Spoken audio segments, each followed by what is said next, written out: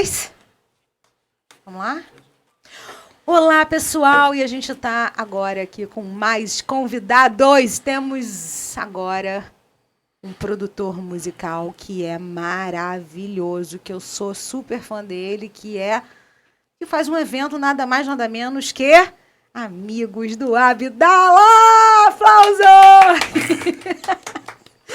Amigos do Abdala é um evento sensacional que traz vários talentos já de artistas midstreams. E eles realmente são autores, um movimento coletivo que tem total sinergia, sintonia com a One Cast. E com a One Rio. One Com o Instituto One Rio e One Cast também, exatamente. Muito obrigada, Renato Abdala. São quantos anos de carreira, Renato? Quantos anos, Renato? É uma vida de carreira, 20 né? anos. 20 anos. Não é tanto assim, não. 20 anos. E esse palco do Amigos do Abdala você faz sempre? Então, na verdade, Amigos da Abdala começou com uma brincadeira para cumprir tabela no Coordenadas. Coordenadas, gente. É o produtor do Coordenadas. Porque, assim, eu faço produção... Eu sou um dos produtores da casa. Sim. E, assim, é uma data que ninguém queria trabalhar. E aí ficou Amigos do Abdala. E aí é um evento que lota, que vai um monte de artistas talentosos e tudo mais, né? E você produz essa galera toda, de alguma forma você contribui ali com a carreira deles, né? Sim, e aí eu tenho as bandas que eu gerencio, né? Que é a Movion, a Rádio Boom. Sim, a Rádio Boom, ele veio... Ai, que lindo, que legal. Projeto Z, são projetos que a gente acabou montando e são uma galera que estamos aí para tentar... Que legal, que legal. Levar música e tem muito... E os desafios são imensos, mas a satisfação também, né? Acho que eu sou maluco que vive de música, então eu sou um cara que devia estar internado, mas... Não, internado não. Você está aqui fazendo bem, né? Porque todo mundo vai assistir seus shows maravilhosos e sai de lá muito melhor ainda, né? O nosso outro querido convidado, ele simplesmente produz, dirige, ele representa o nosso cinema brasileiro, traz várias histórias que inspiram a gente. Ele é o Osório. Uma salva de palmas. Fazer cinema no Brasil realmente tem que ser. Acho que é mais louco do que fazer música. Pois é, às vezes é verdade, né? Porque o cinema ele sempre teve uma característica, vamos dizer assim, desafiadora, né? Sim, sim. E o mais legal, gente, vocês não vão acreditar. Vamos fazer aqui um retrospecto. Doidos de Pedra, O Paraíso Ameaçado é o nome do filme dele, correto? Exatamente. Foi o primeiro filme, né? Ali lançado em 2019. Aham. Esse filme conta... Ele foi idealizado por você? Sim, foi. Totalmente e aí idealizado. Finalizado também? Totalmente. Quer dizer, na verdade, assim, interessante. foi uma junção, foi uma produção da Oz Filmes, né? Que é Nós Filmes. Oz de Osório. Oz Filmes. Oz Filmes. Bonito esse nome, né? Obrigado. Parece mais que o de Oz, mas aí é com... E aí, nós, enfim, depois a gente foi atrás de outros investidores e tal, e conseguimos trazer duas produtoras, que foi a FM Produções, que fechou toda a finalização conosco, né? FM? FM Produções. FM Produções, sim. né?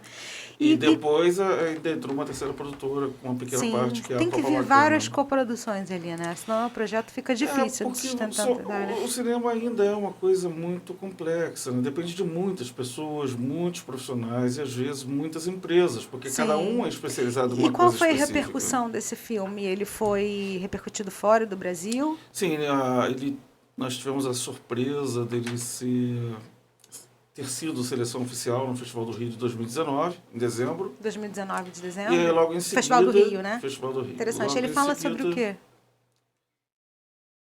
Na verdade, ele conta a história dos artistas da coluna de pescadores de Pedra de Guaratiba. Interessante. Os Doidos de Pedra, o Paraíso Ameaçado, porque ali é um lugar incrível, um lugar... de artistas, né? Uma cultura absurda, uma cultura local, uma cultura... ainda preservada pela memória pública, né? A própria comunidade. Há uma questão de um patrimônio imaterial ali, sobre muita coisa ali. Claro. A festa de São Pedro, a banda de Eusílio Pinto. A banda de Eusílio Pinto criada em 1870, hoje ainda em atividade. Então você tem a festa de São Pedro, que é um espetáculo, assim, as pessoas vêm de todos os lugares do Rio de Janeiro Sim. para assistir aquela festa que é religiosa e tal. como que os locais, vocês conseguiram pelo menos veicular esse filme para os locais e qual foi a repercussão Então, disso? conforme eu estava dizendo, ele foi seleção do Festival do Rio e depois, logo em 2020, ele foi seleção em mais de 20 festivais pelo mundo todo. Que legal. Né? Entre 2020 a 2022. Vocês fizeram as traduções, tudo, né? Sim.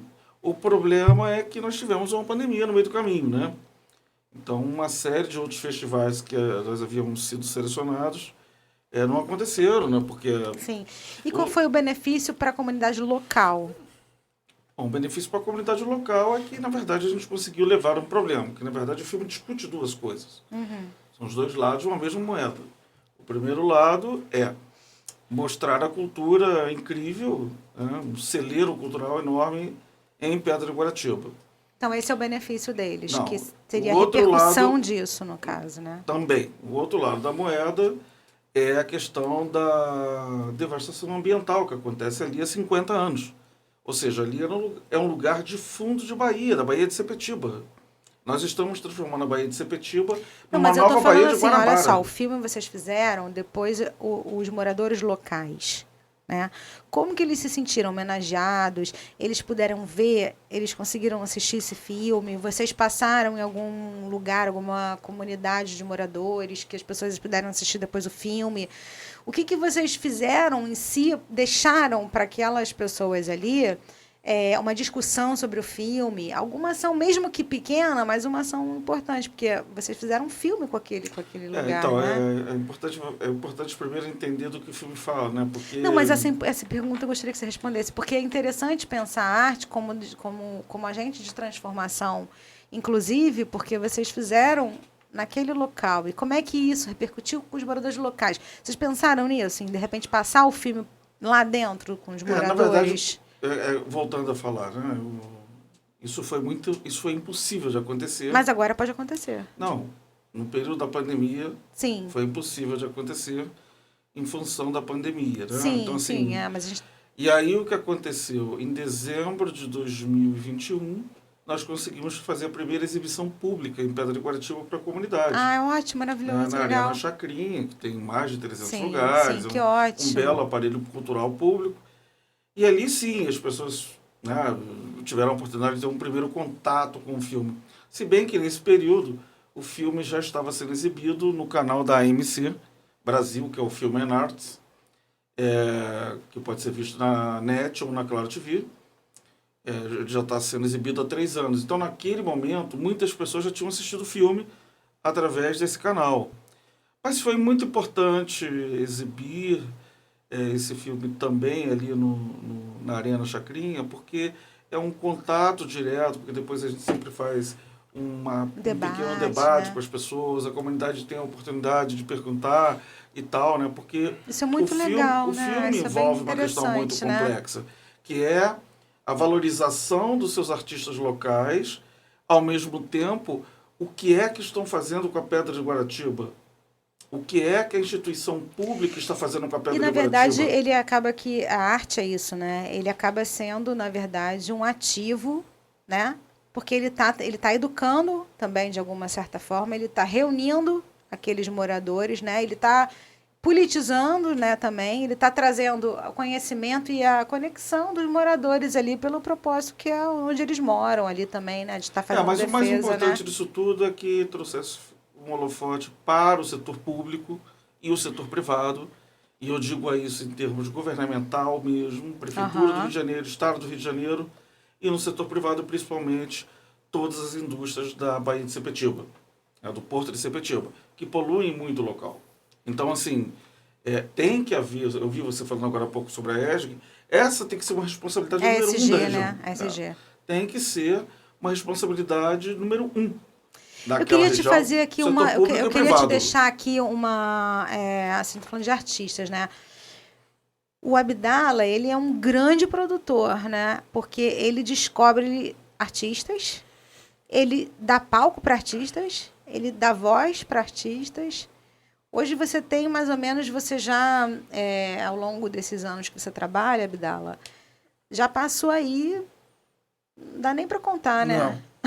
A galera... Vamos contar aqui, eu não sei. Aí hoje eu até mandei mensagem para uma cantora que começou comigo, hoje ela tá famosinha, mandei uma mensagem para ela que nem sei se ela responde mais. Sim. Que provavelmente deve ter alguém E você que começou ali incentivando. Então, assim, mandei mensagem para ela, pô, Mariana, eu queria falar contigo. Aí, assim, nem sei se ela vai responder, porque eu trabalho com outros artistas que eu queria ver se ela, hoje que já está num...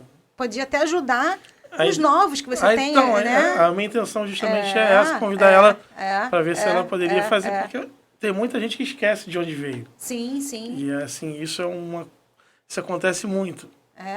E se você não tiver alguém que, às vezes, te dê uma mão, né? Não, eu acho que também essa cultura, né? Da gente poder se abraçar, se juntar e saber que, no final das contas, somos uma classe única, né? Não isso aí é lindo. Eu acho lindo, prezo isso. Sim, eu comecei a trabalhar com música porque eu acreditava nisso. Eu fui músico quando era mais novo. E assim... Só que é muito... tudo muito utópico. Utópico, né? Porque, na verdade, é triste dizer isso. Nesses 20 anos, que eu percebia que cada um por si. E se todos... A arte independente, nós todos aqui somos artistas independentes, né? Queria também apresentar para vocês, ele estava agora no nosso primeiro episódio, eu convidei ele para ficar, para ele de repente fechar uma musiquinha aqui para a gente, para trazer um pouco de emoção aqui para o nosso podcast. O Caeiro, ele é nosso artista também, ele estava com a gente desde o início, desde o ano passado também, ele já se conectou, assim como os amigos do Abdala, a gente tem também o evento nosso do Sarau, que eu gostaria de produzir ainda com você, porque o Caeiro, ele já se conectou com outros artistas. Eu vi que o John Nine já participou. John Nine, então, o John Nine, ele e o John Nine tocam juntos. John Nine é uma figura. Eu amo o John Nine, Ele ia vir, o John Nine, então eles já fizeram um show, já tem parceria juntos, inclusive porque nasce disso, né? Então eu queria te perguntar a importância dos festivais, a importância dos coletivos, a importância... Da mesma forma que você está pedindo ajuda para essa artista, né? Então, coletivos. Por favor, não me batam. Eu já vi muitos coletivos nascerem. Muitos. Sim. Só que eu não acredito neles. Por quê? Eles vêm com a suposta intenção de ser coletivo e de se ajudar. Mas a grande verdade é que depois não nada disso acontece, porque ficam uma meia dúzia ali e vira uma panela, que sempre todo mundo fala panela, panelas e panelas. Só que todos os coletivos viram panela. E institutos? Então... São mais organizados socialmente, né? Sim, mas eles são mais nichados. Mas não deveria. É o que eu estava falando, música. Mas você não acha também que parte da atitude de cada pessoa, Caeiro, o que você acha? Porque se a gente resolver mudar essa mentalidade, entendeu? Cabe a cada um de nós também. Eu acho que o coletivo ele tem um valor por si só, mesmo que ele, muitas das vezes, possa não ser o que a gente cria de expectativa, né, do que possa se realizar quanto a trabalhos. A gente, às vezes, pode olhar para um coletivo e falar, nossa, olha quanta gente boa, olha tudo que poderia ser feito. Mas dali nascem conexões também, né? Elas vão se brotando, permite esse encontro esses encontros inusitados, que normalmente ele não iria acontecer, né? Cara, eu acho lindo. Eu, por exemplo, além do Amigos do Abdala, eu coproduzi uma homenagem musical homenagem musical muito legal. Não, mas rapidinho, vamos só ver aqui um parêntese. O Lindo é muito interessante, do Lindo, né? Você que é um ideólogo, que escreve cinema também, que produz e tal. O Lindo, ele paira ali em um estado de ideologia, mas não no estado de fazer. Então, ele não é só lindo, na verdade, tem uma função social, correto? Ele não pode... Nada pode ser só lindo, na minha opinião. E olha que eu venho de uma escola do que é bonito. Porque senão é aquela coisa assim, né? Você é linda. Mas você não. Mas na cabeça do brasileiro, linda não necessariamente é inteligente. Ou linda e inteligente não precisa existir. Estou brincando, fazendo um paralelo aqui. Não. Mas faz sentido. São duas não situações é só que roxinho e lindo, né? Precisam caminhar juntas, porque precisam eu caminhar trabalhei durante 35 anos como diretor de arte. Então, a beleza é uma característica clara dessa função. E com o tempo, acho que eu fui entendendo que isso era pouco. Porque na verdade, tem que haver relevância, além de beleza. Então, assim, então eu desenvolvo projetos hoje que tenham relevância social, que tenham uma base, sabe, importante para ser dita, uma história que precisa ser contada, um personagem, sabe, importante, como é o caso agora do novo filme que estamos fazendo, que é o Cravista. Cravista? É o Cravista. O Cravista. A gente vai contar a história do Roberto e Regina, o maestro e cravista Roberto e Regina. Ah, sei. E hoje, aos legal. 97 anos, sim, continua em atividade. Então, assim, lá na Capela Madalena. Então, é um filme que, na verdade, tem uma relevância absurda a partir do personagem em si. Por si só, ele é uma relevância cultural, artística e social, porque ele simplesmente fez ressurgir a música renascentista no país, e principalmente a música barroca, onde ele se especializou mais. Então, ou seja, é um ex-médico, vamos dizer assim, que apaixonado pela música clássica, mas de um período anterior ao piano, né, que é o do cravo. E ele passou a se dedicar muito... ele influenciou a outros músicos também? Totalmente. Se existem hoje cravistas... ele maestro? De alto nível. Maestro e cravista. E produtor? Não. Não, mas ele tocou com esses músicos também que fazem esse estilo musical? Ele Sim, tinha... claro, com toda a música clássica do Brasil, com certeza. Isso aí é incrível. O ano passado, um ano retrasado, a Camerata Antiqua de Curitiba... Você se interessaria, você como cineasta, em fazer um documentário sobre o agora? O que pode ser feito agora, o que pode ser transformado agora? Pegava esses músicos todos aí talentosíssimos que tem o Abdala, que o Cairo faz parte, que tem a Unreal e tal. Você viria ver a gente, faria uma direção aí de imagens nossas? Você toparia um desafio desse? Documentário é uma coisa que precisa ter uma linha de pensamento primeiro. Não, antes você vai como convidado... E aí você faz uns takes aí bacanas, aí se você namora o projeto, né? Cara, mas vou te dizer, você ia deparar para um mundo muito mágico, porque tem muita história. Tem muita história e tudo, na verdade, tudo é uma história, depende de como se conta, né? É verdade. Assim. Tudo, né? Na verdade, tudo é uma história que tem relevância, né? Toda história é história. Meu sonho era um dia fazer a história sobre minha família, meu avô principalmente. Meu avô... Depois você pergunta pro... É seu avô que era sírio-libanês? Não, meu outro avô. Meu avô era sírio e o outro era maestro também. Ah, que legal. Eu também. Mozart Brandão. Que legal. Ele já fez... Depois você pergunta Mozart Brandão? Mozart Brandão. Mozart Brandão. Ele já fez... Ele era de Fortaleza. Tinha até uma rua em Fortaleza em homenagem a ele. Que legal. Olha, que legal. Ele já tocou com uma galera na Tupi. Um avô seu... era maestro e o outro dentista, era sírio-libanês. Que o dele era cravista e médico, o meu era dentista e médico, e né? pianista dentista e maestro. Dentista, maestro. Muitas pessoas tiveram a necessidade de ter outra profissão, às vezes por imposição. No caso, o Roberto Regina foi exatamente isso, né? Ele veio de uma família de médico, o pai era um médico importante, então ele foi quase que obrigado a ser médico. Então, assim... Mas ele continuou trabalhando na música clássica nos momentos que ele podia. Existem histórias sobre meu avô na internet, depois eu até passo para vocês. Ai, que máximo. Viu que legal a influência toda, né? Então... O meu, na verdade, não era meu avô, mas o meu bisavô, ele foi maestro em Roma, né? Internazionale de Filmes. Né? Então, eu sei também dessa história, porque família Ticconi, né? Que a família da Madonna era minha família, né? Meu sobrenome. Então, a gente tem uma influência artística muito grande, parte do meu pai, italianos, né? Não conto muito essa história para todo mundo, mas é uma história bem legal. Uhum. Então, é isso. Eu acredito que nada é por acaso, né? As conexões estão aí. E o nosso tempo, que é o nosso tempo vital também. Então, agradeço a presença de cada um. E trago esse convite também, né? Para a gente se unir, para a gente se abraçar como fraternidade, igualdade, égalité, fraternité e igualdade, fraternidade e liberdade. Liberté. Osório, quais são os seus o seu próximo projeto é esse que você estava falando agora, né? Qual é o seu maior desafio? É o financiamento, né? Você faz...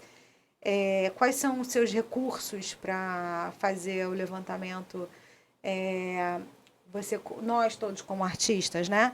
Quais são os nossos desafios aqui, né? Da nossa profissão, da nossa carreira, e quais os caminhos, né, que vocês se utilizam? Você deve usar a Ancine, provavelmente, né? De captação. Na verdade, existem alguns mecanismos de captação. Qual você de usa? Fomento. A gente tenta de todas as formas, né? Você faz também as captações municipais, estaduais, federais e internacionais. Você faz as inscrições, você que faz Sim, os editais, né? A OS Filmes, que é a minha produtora, é responsável pelo desenvolvimento dos Mas projetos. é você mesmo que faz ou você tem uma pessoa responsável? Temos sempre uma equipe, né? Sim. É uma equipe muito, muito reduzida. Sim. Uma produtora muito pequena, muito jovem ainda. Sim. Então, assim, a gente tem que tomar muito cuidado com os custos, né? Então, a gente tem que... Fazer arte, de acordo com... É mais do que arte. Existe um compromisso também, um compromisso financeiro, de responsabilidade para as pessoas. Não, e tal, o que eu né? digo assim, a gente estava agora falando também no podcast anterior, no sentido da transformação, né, que a gente gera a partir do momento que a gente faz com os recursos que a gente tem, sem também, com planejamento, mas sem também... É porque a gente teve um podcast anterior agora, né, Caíra? Que a gente estava falando sobre o momento perfeito, né? Que ele nunca chega, na verdade, entendeu? Então, a gente estava falando como que é importante nós, artistas, fazermos a nossa arte com os recursos que temos, né? Que é o que a gente faz aqui também dia a dia, né? Eu peguei uma conversa sobre recursos, hoje em dia só os grandes, a maioria recebem. E acho que ele estava falando mais cedo, tipo, o Ivete Sangalo receber apoio do governo, isso aí isso é inadmissível, eu acho. Esse tipo de coisa, tipo, você falou, conspiração, receber patrocínio, não tem como, eles já andam por conta própria. Eu acho que, na verdade, o que acontece assim, é que existem Gente, rapidinho, vai acabar. Eu tenho uma pergunta muito importante que eu não queria ficar fora, infelizmente. Tem muito assunto interessante, na verdade. Eu quero que você pegue sua guitarra, se der para... Não, acho que não vai dar, né? Mas, enfim. Eu vou fazer uma última pergunta, que eu acho que ela tem a ver com o que a gente está falando, tá? Ela tem a ver com a ditadura do que é pautado, né? Tem a ver com a gente, com cada um de nós, porque somos artistas independentes, como que a gente também se organiza para ser oposição, ou não. Ou mesmo que a gente não se coloque como oposição ou resistência, entendeu? O que a gente pode fazer, de fato, para que a gente se organize e ganhe espaços na sociedade também? Tá entendendo a colocação que eu estou querendo dizer? Porque se a gente está falando de políticas para recursos, políticas para seja lá o que for, né? Se a gente, por exemplo, adere ao que já está na ditadura da moda, né? E se a gente também não faz uma reflexão sobre isso, que é a nossa missão no Instituto Unreal também é educar, né? É abrir espaços, é acelerar carreiras, mas é educar também, né? Então eu vou abrir uma coisa que é muito polêmico, mas eu quero abrir. Tá? Eu não sei se vocês vão me odiar por causa disso. Tô brincando, mas é para polemizar mesmo. É o seguinte. Posso falar? Vou falar. Bom, vou falar, já falei. Eu convidei alguns artistas para estarem hoje nesta edição aqui com a gente. A gente é uma organização também sem fins lucrativos, né? A gente contou com a produção do Nando Andrade, a gente conta com a produção toda dessa equipe aqui, que está aqui com a gente, que inclusive ultrapassou agora a hora, mas esse assunto também é interessante para acabar esse aqui. E que a gente tem os nossos custos de produção para fazer uma boa produção para vocês. Porque quem está dando hoje, eu quero que vocês me falem, cada um de vocês, um espaço na mídia, um espaço organizado de mídia, de reunião, entendeu? Artística, que conversa com o midstream, que conversa com o nosso público. Eu quero que vocês me falem um espaço que dá essa voz. E se vocês tiverem algum, eu vou dar 3 segundos. 1, 2... Você tem? Não, então, Não, você tem ou não tem? Não. Não, então pronto. Então, vamos lá. A questão foi... Me perguntaram, não sei quem, não quero saber também, mas não importa também, porque isso é uma questão interessante para pauta, independente de qualquer coisa. A gente só vai conseguir levantar algo se a gente acreditar. A gente é a mesma classe. A gente está em prol da arte. Isso aqui faz parte de mim, de você, independente. Aqui a porta está aberta para quem quiser vir. A gente aqui está fazendo uma produção que para a gente fazer uma boa produção, a gente tem que ter produtores, editores, tem que conseguir pegar um link, editar, jogar no Instagram. A gente tem uma série de coisas para fazer aqui, entendeu? Para a gente conseguir ter esse espaço, né? A gente tem... Muito obrigada pelo Clube Empreendedor, porque ele simboliza, né, para os cariocas aqui, um lugar de possibilidade de empreendedores, de empreender, inclusive a arte, a cultura. Olha que coisa bacana. Então, muito obrigada por esse espaço, a todos que contribuem por isso. E a última pergunta que eu falei, mas eu não falei, na verdade, mais importante, é o seguinte: o mercado das gravadoras, elas ditam os artistas que eles querem lançar pela métrica do jogo. A métrica do jogo é a métrica do mercado digital. E a métrica do mercado digital é quantos mil seguidores você tem, para saber se você tem ou não talento. Isso dita se o artista pode ou não estar numa gravadora, independente do talento dele. Ou seja, se tem mais de 200 mil seguidores, então a gente pode começar a pensar se a gente quer ou não ter você aqui com a gente. Então, se a gente, nós, aqui da One Rio, que a gente, mal ou bem, também tem alguma produção aqui para a gente levantar isso. Se a gente virasse e falasse assim, eu quero analisar quem é você como artista, eu quero ver se você pode estar com a gente aqui ou não. Né, a gente estaria se comportando como o mercado se comporta, correto? Sim. Só que esses próprios artistas que não têm mais, ou se tiver, me desculpa, mais de 200 mil seguidores, eu acredito que esses artistas que questionaram isso não devem ter mais de 200 mil seguidores. A gente vai contrapô-los, né? Porque, assim, eles questionaram assim, eu vou ver se eu quero ir no podcast, porque quantos seguidores vocês têm? A gente acabou de começar, né? Tem quase um mês, a gente começou mais de um mês, só que, sim, foi férias, carnaval, enfim. Então, eles questionaram isso, quantos seguidores a gente tem para ver se valeria a pena eles virem, né? Uhum. Eles julgam pelas próprias métricas que são julgadas. Só que é exatamente isso que eu ia colocar aqui, eu queria a opinião de vocês, porque eles estão julgando pela métrica que eles são julgados. Entendeu a questão?